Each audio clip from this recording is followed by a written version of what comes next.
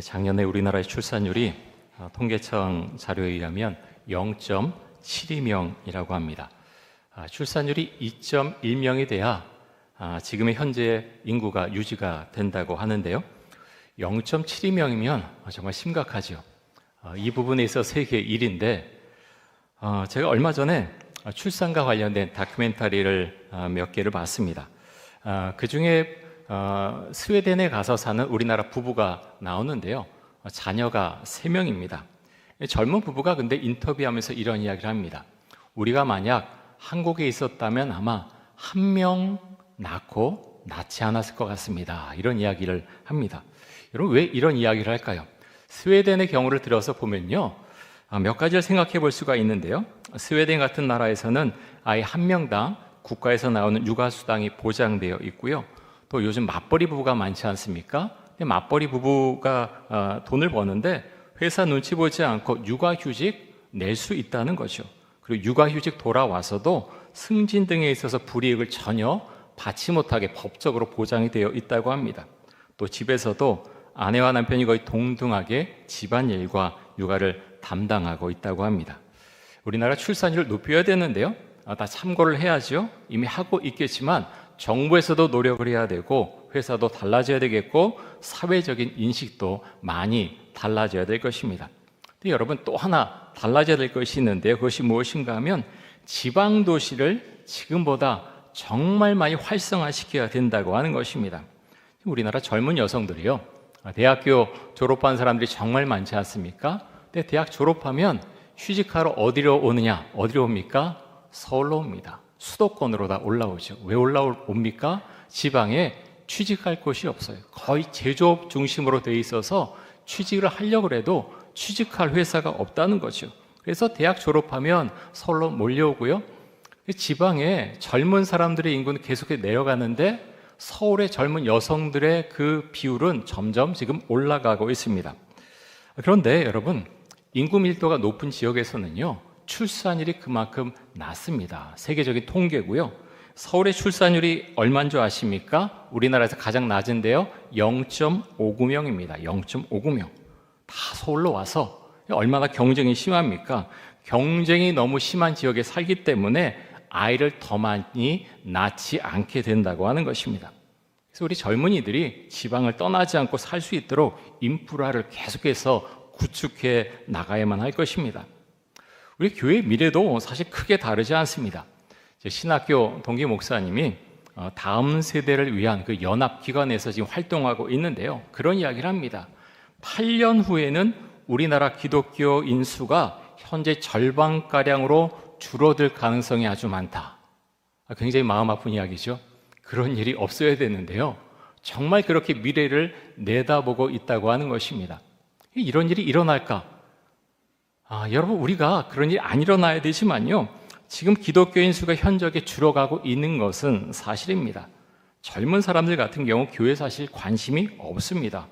교회 나와서 신앙생활을 하는 것 흥미를 느끼지 못하는 경우가 대부분이죠. 여러분, 이런 상황 가운데서 우리가 무엇을 해야 되겠습니까? 한국의 전체로 봐서는요, 사회적인 이미지 개선이 정말 많이 필요하죠. 매스컴에서 기독교를 얼마나 그렇게 많이 때렸습니까? 뭐 잘못한 것도 있지만 지나치다는 생각도 하게 되고요. 그러면서 한국 사회에서 교회에 대한 이미지를 좀 개선을 해나갈 필요가 있죠. 그러면서 각 지교회가 추구해야 될 가장 핵심적인 부분 중에 하나가 무엇인가 하면 바로 전도입니다. 저는 제가 이촌동교회 목사이기 때문에 그런 생각을 참 많이 하는데요. 우리 이촌동교회 내년이면 80주년 아닙니까? 근데 10년 후에, 20년 후에, 30년 후에, 50년 후에 우리 이촌동교회는 어떤 모습일까? 좀 생각해 보셨습니까? 이제 하늘나라로 가실 분들이 많이 있죠. 우리가 이제 100세 넘어 다 이렇게 오래오래 사시는데 다 사실 여길 다 떠나가겠죠. 우리 어르신들도 저도 세월이 지나가면 다 떠나갈 것입니다. 그러면서 저 하나님께 꾸중 들을까 봐 사실 그런 부담이 있어요. 너 목회 어떻게 하고 왔냐? 그러면 뭐라고 말씀을 드릴까? 사실 교회 미래를 생각하면 절로 기도가 나옵니다. 코로나 이후에요, 모든 것이 너무나 급격하게 변화하고 있습니다. 미래에 대한 예측도 계속해서 빠르게 변화하고 있고요. 그런 가운데에서 우리 교회에 대해서 저는 우리가 좀 더 심각한 위기의식을 가져야 된다고 생각을 합니다. 기도하고 전도하지 않으면 과연 미래에 우리 교회가 이곳에 제대로 존재할 수 있을까? 우리 심각한 위기의식을 느껴야 되고요. 그만큼 기도하고 전도해야 된다고 하는 것이요. 요즘 소망모아 목장교회에서 행복파티를 진행했고 또 진행 중에 있습니다. 저는 그래서 너무나 감사합니다. 우리 소망부의 부장님, 부감님, 또 목장교회 목자님, 부목자님들 얼마나 헌신하고 애를 쓰는지 모릅니다. 정말 많이 애쓰고요. 기도하고 우리 목장원들도 소망교회 나오신 분들 위해서 헌신하고 할 수 있는 모든 것을 다해서 그렇게 애를 쓰고 계십니다. 그래서 참 감사하고 그런 것을 보면요. 미래가 밝다. 조금 이제 지나면 제가 다음 주나 그 다음 주 통계적으로 해서 좀 알려드리려고 하는데 그것이 교회 미래를 만들어 가는 것이죠. 여러분 오늘 우리에게 주신 말씀이 갈라디아서 4장 12절에서 20절까지의 말씀인데요. 여기 보면 바울이 위기의식을 참 많이 느끼죠. 굉장히 어려운 상황 가운데 있습니다.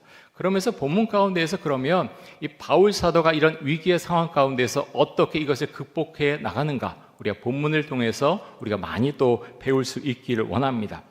자, 12절 갈라디아 4장 12절 말씀을 보겠습니다. 이렇게 말씀합니다. 형제들아 내가 너희와 같이 되었은즉 너희도 나와 같이 되기를 구하노라. 너희가 내게 해롭게 하지 아니하였느니라. 자, 예수 그리스도의 복음을 바울이 전했지요. 그 사람들이 받아들였습니다. 십자가 복음이 마음속에 있습니다. 그런데 거짓 선생들이 나중에 들어왔지요. 유대주의자들, 율법주의자들이 들어왔습니다. 그래서 그들의 가르침을 듣고서 이들이 어떻게 합니까? 굉장히 흔들리죠. 그 사람들을 향해서 바울이 어리석도다 갈라디아 사람들아 라고 하면서 질타합니다. 근데 오늘 우리가 보는 이 갈라디아 4장 12절에서 20절까지의 말씀에 보면요, 바울의 어조가 이전보다 많이 누그러져 있는 것을 발견하게 됩니다. 부드럽게 지금 말하고 있다는 거죠. 먼저 바울은 내가 너희와 같이 되었은즉, 내가 너희와 같이 되었은즉 이렇게 말을 시작하고 있습니다. 내가 너희와 같이 되었다라는 것은 과거를 말하고 있죠. 과거에 바울이 갈라디아 사람들에게 와서 어떻게 복음을 전했습니까? 우리가 고린도전서 말씀을 통해서 그 힌트를 얻을 수가 있는데요. 고린도전서 9장 19절에서 23절까지 제가 읽어드리겠습니다. 잘 들어보십시오. 내가 모든 사람에게서 자유로우나 스스로 모든 사람에게 종이 된 것은 더 많은 사람을 얻고자 함이라. 유대인들에게 내가 유대인과 같이 된 것은 유대인들을 얻고자 하며 율법 아래 있는 자들에게는 내가 율법 아래 있지 아니하나 율법 아래 있는 자 같이 된 것은 율법 아래 있는 자들을 얻고자 하며 율법 없는 자에게는 내가 하나님께는 율법 없는 자가 아니요 도리어 그리스도의 율법 아래 있는 자이나 율법 없는 자와 같이 된 것은 율법 없는 자들을 얻고자 함이라. 약한 자들에게 내가 약한 자와 같이 된 것은 약한 자들을 얻고자 하며 내가 여러 사람에게 여러 모습이 된 것은 아무쪼록 몇 사람이라도 구원하고자 함이니 내가 복음을 위하여 모든 것을 행함은 복음에 참여하고자 함이라. 여러분 지금 바울이 어떤 이야기를 하고 있습니까? 고린도 지역에 가든지 갈라디아 지역에 가든지 그 사람들에게 맞춰서 연구하고 문화도 알아가고 그러면서 그 사람들에 맞춰서 내가 복음을 전했다. 그것을 지금 말씀하고 있는 것이죠. 마찬가지로 갈라디아 지역에 가서도 과거에 내가 너희와 같이 되었다라고 그래서 지금 바울 사도는 말하고 있는 것입니다. 여러분 바울에게는 복음이 가장 우선적인 가치였습니다. 그래서 바울 사도는 특별히 이 갈라디아 지역 이 교회에 있는 사람들이 복음 안에서 자유하기를 원했는데요. 자, 우리 12절 말씀 다시 한번 보겠습니다. 우리 말씀 같이 한번 읽습니다. 형제들아 내가 너희와 같이 되었은즉 너희도 나와 같이 되기를 구하노라. 너희가 내게 해롭게 하지 아니하였느니라. 자, 복음을 열심히 전했지요. 그들 가운데 들어가 복음을 전했습니다. 지금 뭐라고 말합니까? 너희도 나와 같이 되기를 구한다. 나와 같이 되기를 원한다. 너희가 율법주의에 빠져 있는 것이 아니라 복음 안에서 자유하기를 원한다라고 바울 사도는 지금 말하고 있는 것입니다. 우리가 구원받는 것은 예수 그리스도의 십자가 은혜로 구원받는 것이지 너희가 절기를 지키거나 할례를 받거나 음식 규례를 지킨다고 받을 수 있는 것이 아니다. 이제는 너희가 율법주의에서 빠져나와서 자유함을 얻으라 라고 지금 바울 사도는 말하고 있는 것이죠. 자, 이어서 13절과 14절 말씀을 보겠습니다. 내가 처음에 육체의 약함으로 말미암아 너희에게 복음을 전한 것을 너희가 아는 바라. 너희를 시험하는 것이 내 육체에 있을 때 이것을 너희가 업신여기지도 아니하며 버리지도 아니하고 오직 나를 하나님의 천사와 같이 또는 그리스도 예수와 같이 영접하였도다. 바울이요, 갈라디아 지역에 가서 복음을 전할 때 병에 걸렸던 것으로 보입니다. 어떤 병이었을까요? 자꾸 이야기하는 거 보면 큰 병에 걸렸던 것으로 보입니다. 보통 학자들은 지금까지 우리가 알고 있는 것은 눈이 아픈 안질이나 아니면 몸에 발작을 일으키는 간질병이 아니었을까, 그렇게 추측을 해보고요. 그러면서 한편으로 성서학자들은 이 시기에 바울이 말라리아에 걸렸던 것은 아닐까, 그렇게 추측을 하는 면도 있습니다. 말라리아에 걸렸던 이 바울 사도가 그 병이 나으면서 후유증으로 눈에 심각한 문제가 생겼을 것이다, 그렇게 추측하는 학자들이 많이 있죠. 여러분, 우리의 마음 가운데 이런 마음이 있는데요. 내가 예수 믿는데 나도 잘 되고 우리 가족들 잘 돼야, 그래야 내가 복음 전할 수 있지 않습니까? 우리가 그렇게 생각하지 않습니까? 기도합니다. 사업 잘 되게 해주세요. 승진하게 해주세요. 우리 자녀 잘 되게 해주세요. 좋은 대학 가고 좋은 데 취직하게 해주세요. 잘못된 기도 아닙니다. 하나님께 복을 주신다고 말씀하셨죠. 근데 여러분, 꼭 그렇게 돼야지 복음을 전할 수 있습니까? 그렇지 않죠. 오늘 본문에 보면 전혀 다르게 말씀하고 있습니다. 바울은요, 어떤 사람입니까? 능력 있는 사람이죠. 성서학자죠. 신유의 은사가 엄청난 사람입니다. 바울도 그랬고 베드로도 그랬죠. 그런데요, 자신의 병을 못 고친 거예요. 하나님께 자기 병을 고쳐달라고 3번이나 그렇게 간구했지만 내 은혜가 내게 족하다, 하나님 거절하십니다. 여러분, 이상한 거 아니에요? 아니, 뭔가 보여줘야 되지 않습니까? 사도인데요, 그렇게 아파서 초췌한 모습으로 사람들 앞에 나타나고 복음 전한다 그러면 너나 잘해라, 당신이나 좀 건강하고 좀 당신 잘 지내 라고 그렇게 사람들이 반응할 것 같은데 그렇지 않았다는 것입니다. 내 은혜가 내게 족하다, 바울이요 받아들입니다.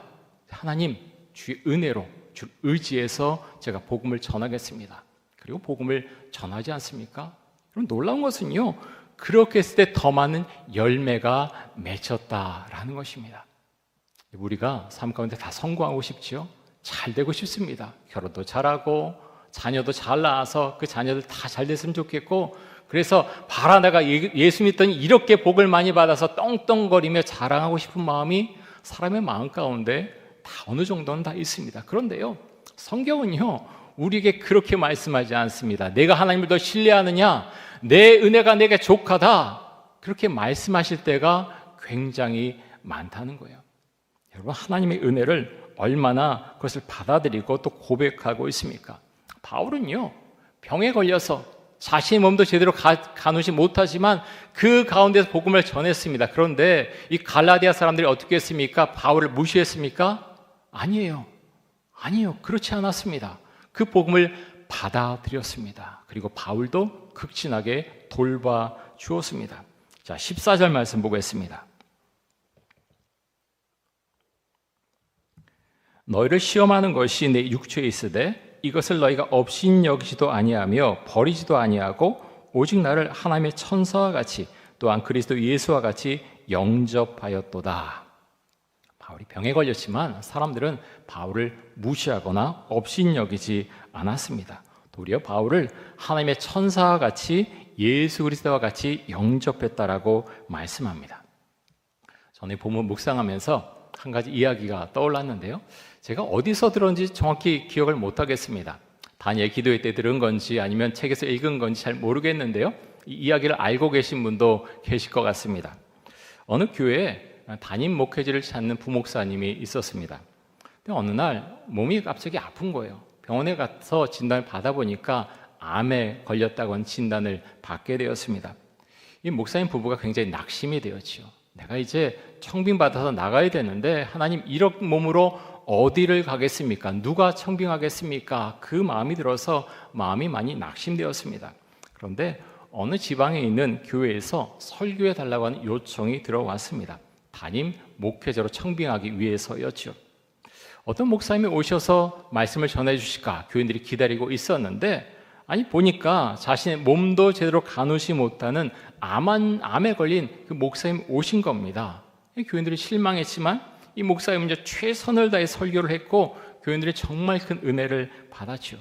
목사님이 돌아가신 다음에 청빙위원회가 열렸는데 이렇게 주장합니다. 한 분이 오늘 설교하신 목사님 담임 목사님으로 청빙하는 것을 제가 제안합니다 라고 이제 이야기를 했습니다.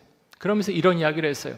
제가 지금까지 많은 설교를 들어봤지만 오늘처럼 큰 은혜를 받은 설교는 없었습니다. 그 목사님 오셔서 몇 개월 살다가 하늘나라 가실지 1년 계실지 2년 계실지 모르지만 그 목사님을 청빙했으면 좋겠습니다. 그렇게 제안을 했고 다른 분들도 그것에 찬성해서 그 목사님을 청빙하기로 했습니다. 근데 막상 그 요청을 받은 그 목사님 부분은 너무나 놀랐다는 것이요. 청빙 받으려고 설교한 것이 아니라 그 몸으로 가서 담임 목사직을 수행할 수 없기 때문에 하지만 설교 요청을 받아서 최선을 다해서 설교를 하고 왔을 뿐이었습니다. 그런데 그래서 청빙 요청을 받고서 목사님 부부는 너무나 감사하지만 청빙을 거절해야 되겠다 그 생각을 하고 있었죠. 근데 청빙 거절하기 전에 먼저 목사님 부부가 기도원에 들어가서 금식 기도를 합니다. 그런데 놀랍게 금식 기도하는 가운데 병이 고침을 받았다고 하는 것입니다.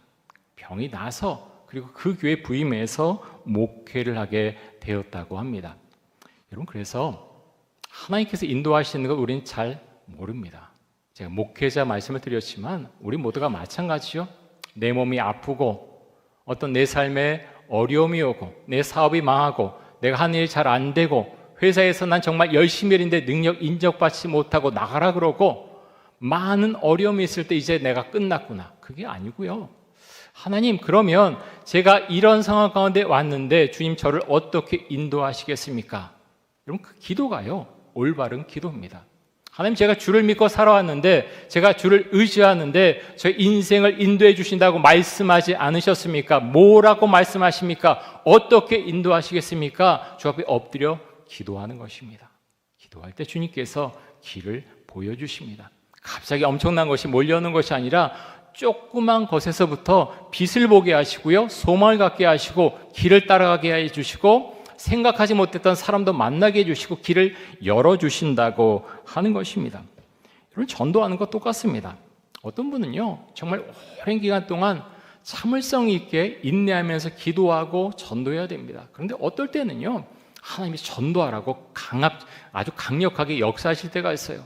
여러분, 그것은요 우리가 거부할 수 있는 것이 아니에요. 저도 마찬가지고 하나님께서 말씀하시면 가서 전도해야 되는 거예요. 그것이 영적인 은혜고 영적으로 깨어있는 사람은요 하나님께서 말씀하실 때 네 하고 대답하고 순종하는 것입니다. 우리가 알 수 없습니다. 그래서 전도도 그렇고 우리가 살아가는 모든 방식, 하나님 저에게 그것을 원하십니까? 제가 순종하겠습니다. 대답하고 순종하는 것입니다. 그렇게 했을 때 하나님의 역사가 나타나게 되는 것입니다. 자, 이어서 16절에서 18절까지의 말씀을 보겠습니다. 제가 읽겠습니다. 그런즉 내가 너희에게 참된 말을 함으로 원수가 되었느냐? 그들이 너희에게 대하여 열심내는 것은 좋은 뜻이 아니요 오직 너희를 이간시켜 너희로 그들에게 대하여 열심을 내게 하려 함이라.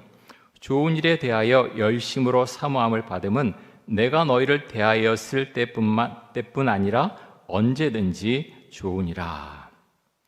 자, 갈라디아 사람들이 바울을 처음에 그 병든 몸이었지만 정말 잘 대해 주었습니다. 하나님의 천사처럼 예수 그리스도처럼 잘 대해 주었습니다. 그런데요, 이들이 변하시오. 거짓 교사들이 들어와서 유대주의자들이 들어와서 거짓 복음을 가르쳤을 때 이들이요 갑자기 냉랭하게 바울을 대합니다. 그러면서 바울이 이렇게 말하시오. 내가 너희에게 참된 말을 해서 너희가 원수가 되었느냐, 내 원수가 되었느냐, 이렇게 지금 말하고 있죠. 바울은 정말 그들을 사랑했죠. 그래서 그들에게 이렇게 경고합니다. 너에게 온 그 사람들 다 거짓 교사다. 그들이 너를 이간시키고 너희를 혼란스럽게 할 목적으로 너에게 접근했다라고 말하죠. 그 말하면서 바울이 유명한 이야기를 하죠. 내가 너희를 위해 다시 해산하는 수고를 하겠다라고 말합니다. 자, 19절과 20절 말씀입니다. 우리 같이 한번 이 말씀 같이 한번 읽겠습니다. 나의 자녀들아, 너희 속에 그리스도의 형상을 이루기까지 다시 너희를 위하여 해산하는 수고를 하노니 내가 이제라도 너희와 함께 있어 내 언성을 높이려 함은 너희에 대하여 의혹이 있음이라. 아멘. 아이 낳는 거 어렵죠? 전 사실 잘 모릅니다. 제가 남자이기 때문에 잘 모르지만 너무너무 어려워요. 제 아내도 이제 나중에 늦게 아이를 낳는데 제왕절개를 했거든요.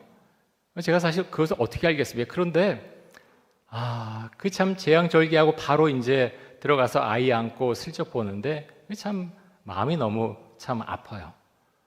우리 아이를 낳아보신 우리 여자분들은 너무나 잘 알고 계실 것입니다. 10달 동안 아이를 품고 그 과정들 참 쉽지 않지만 아이를 낳을 때 고통이 대단하죠.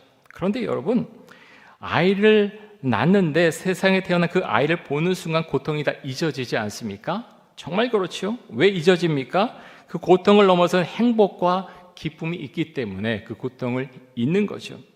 여러분, 전도하는 것 사실 똑같습니다.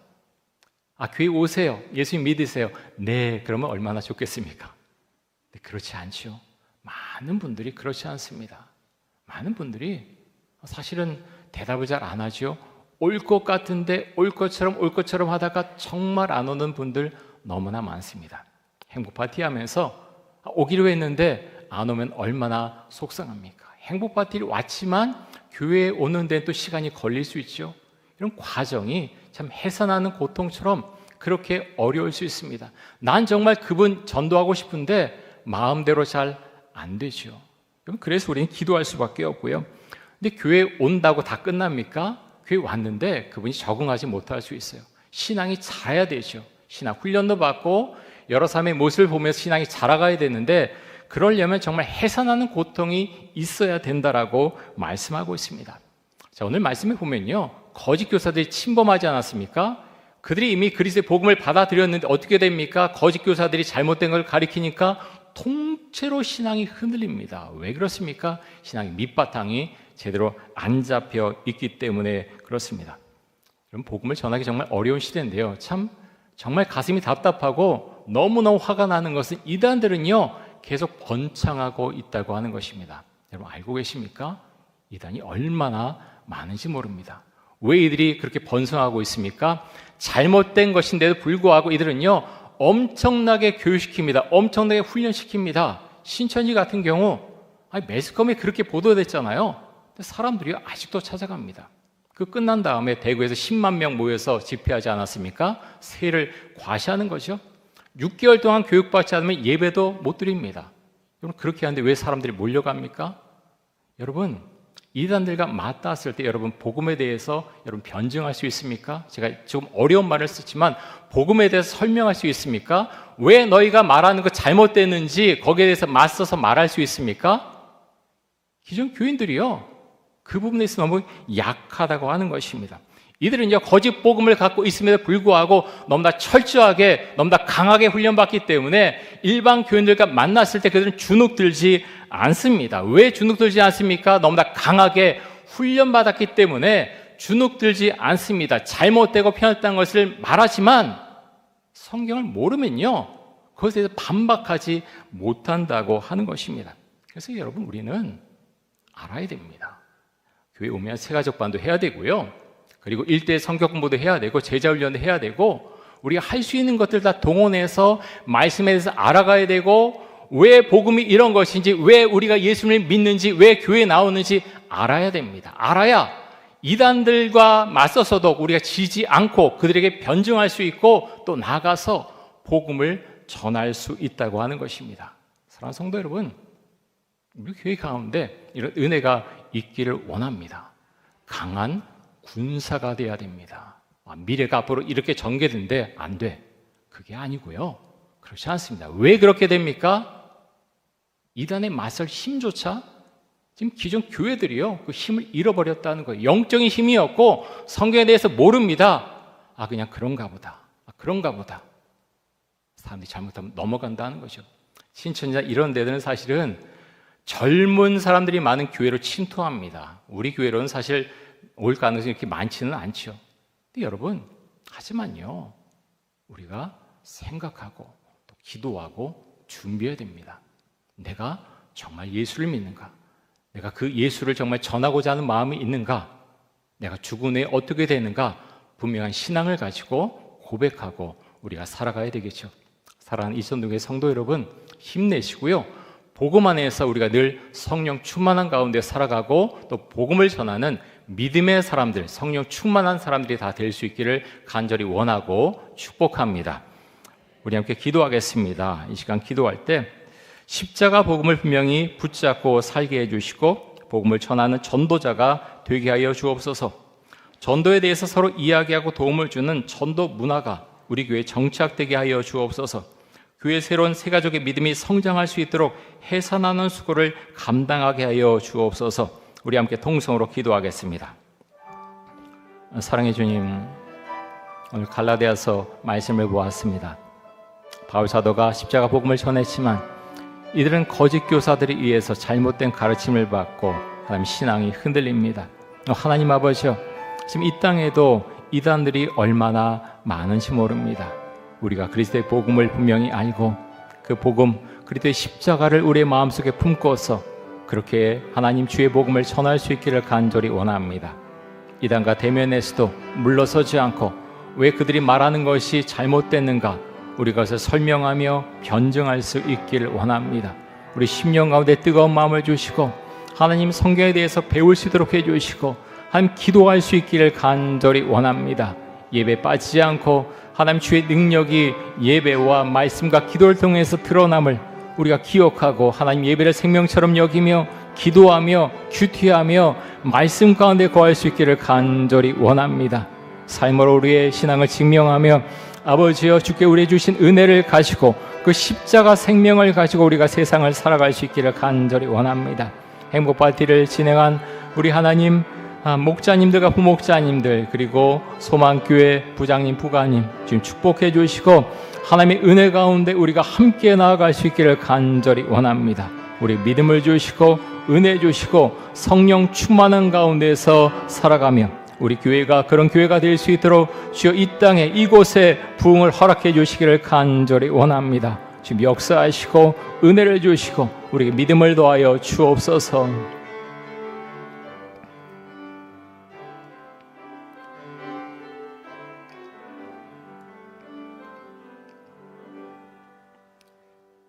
하나님 감사합니다.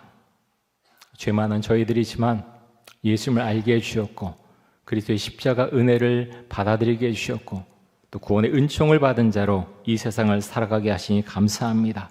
하나님, 우리 미래 세대, 다음 세대들도 주를 온전히 믿으면서 살아갈 수 있어야 되겠습니다.